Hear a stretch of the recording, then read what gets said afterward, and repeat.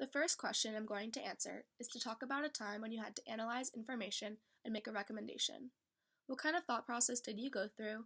What was the reasoning behind your decision? Starting in January of 2012, I became a volunteer member of the Montgomery County Teen Court. I was selected to listen and actively participate on a jury panel of 9 people. We listened to cases of misconduct for high schoolers under 18. We then deemed appropriate punishment. If the defendant completed the punishment in the time slot allotted and up to our satisfaction, it would be wiped off their record. One of the most important things about teen court was being able to listen. We had to listen when the judge handed us a fact sheet and read off the facts of the case. We also had to make sure we heard the defendant's side. They would share what they believed was their side of the story. We oftentimes had to ask clarifying questions because what the defendant said oftentimes didn't align with the fact sheet. For instance, one time we had a case of shoplifting. The defendant said they had stolen X amount of items, but the fact sheet said they had stolen a lot more. Another thing that's important to ask is why they did what they did. Sometimes there were circumstances that led to what they did, such as they couldn't afford the item they were stealing. Not to say they should have stolen in the first place, but those kind of questions definitely affect the decision we make. We then had to go back and deliberate with 8 other jurors. This took a lot of compromise and a lot of patience because oftentimes we didn't agree, or one juror thought that the defendant had said something and everyone else was confused because we had thought they said something else. Oftentimes we went back out and asked more clarifying questions. This was a long and difficult process, but ultimately we all came to the same decision and we handed out the same punishment. The next question I'm going to answer is give an example of a time when you set an important goal for yourself. What steps did you take to reach it? Were you successful? This year was the first year since I can remember that I did not play a competitive sport. Ever since I got to college, I gave up playing soccer, which was a really tough decision for me. I've been playing since I was about 4 or 5 years old, and I loved it ever since. I'm inherently a very competitive person, so giving up soccer was hard because it really pushed me, and it really helped me keep my physical fitness up. Coming to school, I wanted to make sure that I kept working out and I kept my physical shape up because I was really proud of where I was at. One time I was talking to my friend who was also very into fitness, and she mentioned to me that there was a half marathon right here in Ithaca. I have never run more than about 3 miles in my life when she told me about the marathon, but right then and there I signed up. I have no idea what came over me, but I decided that I needed to set a goal for myself, and I really, really wanted to be able to tell people I ran a half marathon. I knew if I didn't sign up right then and there, I would never have done it. That entire rest of the day, I did research on my computer of half marathon training schedules. I found the one that best suited me, or the one that best fit my physical tendencies, and I made a calendar on my computer. So now every single time I open up my computer, I see a calendar that says everything I have to do for that day, including my daily workouts. Sometimes, we're at Cornell, it gets really hectic, it's really stressful, and I feel that I'm not going to be able to get my workout in for the day. Or I feel that when I'm on one of my longer runs and it says on my schedule you have to run 7 miles, I feel like I just physically won't be able to do it. I know this sounds cheesy, but whenever I'm feeling overwhelmed or feel like I won't be able to accomplish this goal, I repeat my favorite quote to myself, which is, "You are stronger than you think you are." I know that does sound cheesy, but it's honestly so helpful to tell yourself that you are stronger than you think you are, you will be okay, and you can accomplish anything you set your goals to. This past week has been really crazy for me, but I know that I will get back on track soon with my workout schedule. Missing a week is okay. It doesn't mean I have failed, and it doesn't mean that I won't be successful in the future. I haven't completed the half marathon yet. It's not for another month, but I know that if I keep up my attitude and my positivity, I'll be able to do anything I set my mind to. The next question I'm going to answer is how have you gone about making important decisions? When making important decisions, it is really important not to be rash. I'm really big on taking your time because you wouldn't want to do something in the spur of the moment that you might later regret. I'm a very organized person. I have everything in lists, such as my homework, my workout schedule, projects that are assigned, and everything in my life that could possibly be on a list is on my list on my computer.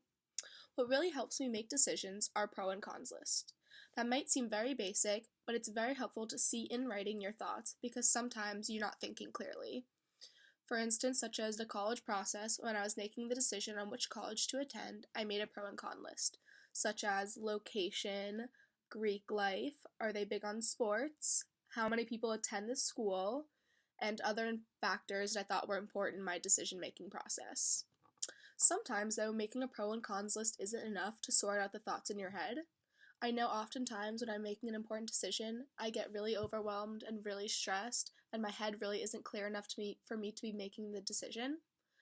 It's really nice to get an outside opinion from someone who's rational, from someone who can see the big picture, and from someone who you really trust and respect. So oftentimes when I have an important decision that I can't really figure out on my own, or I need someone to just help me clear my head, I call my sister. She's one of the people who I really, really, truly respect. I believe she has a clear head, she can see the big picture, and I know that she won't make my decision for me, which is really important. You need someone that will help you talk out what you're feeling, but not tell you what to do necessarily. For the college decision process, I really talked it through with her. She helped me kind of say in words what I really wanted from a school and what I thought would best fit my needs and my goals in life, and she was someone who really helped me through it. The next question I'm going to answer is describe a situation when you demonstrated initiative and took action without waiting for direction. What was the outcome?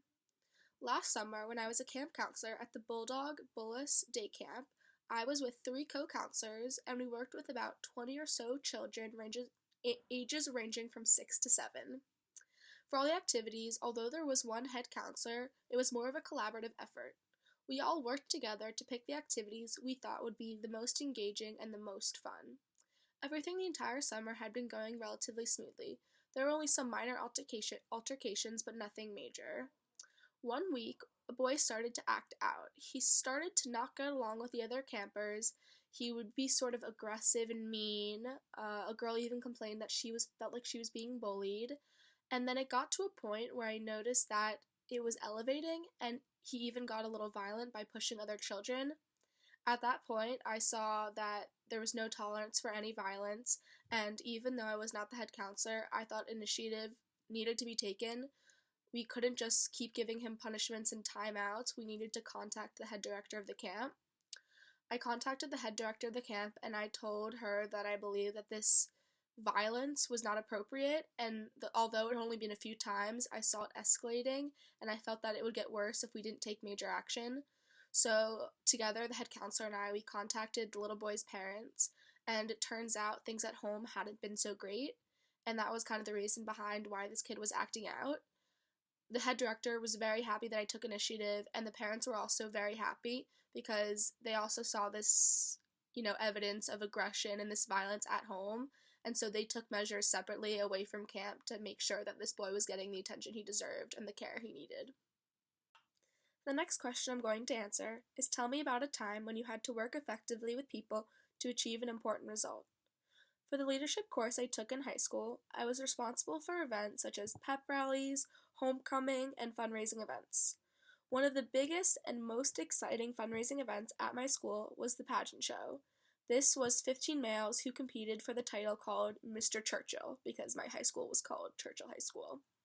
I was one of 4 girls selected to be in charge of the entire event. There was no help from any of the staff, and we were responsible for all 15 boys to put on this massive show, and you can imagine how hard that was. There were many different segments of the show, such as the opening dance, the All About the Boy, the question and answer, there was a talent portion of the show, and more. We didn't know how to put together the show, maximizing time because we were in a time crunch, and a way to make sure everyone's strengths were used effectively. We decided between the 4 girls that it would be best to split up each segment, so one girl was in charge of each.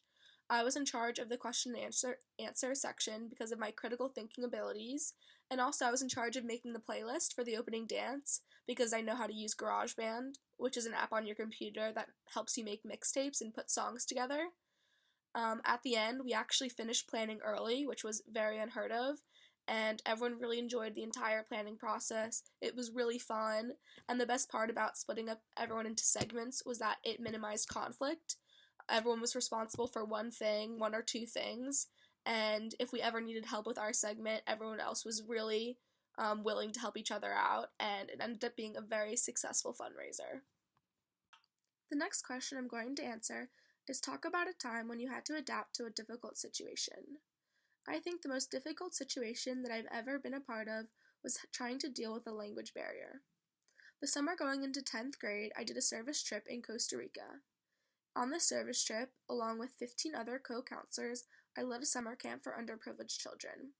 We did activities such as sports activities, arts and crafts activities, team building activities, and more.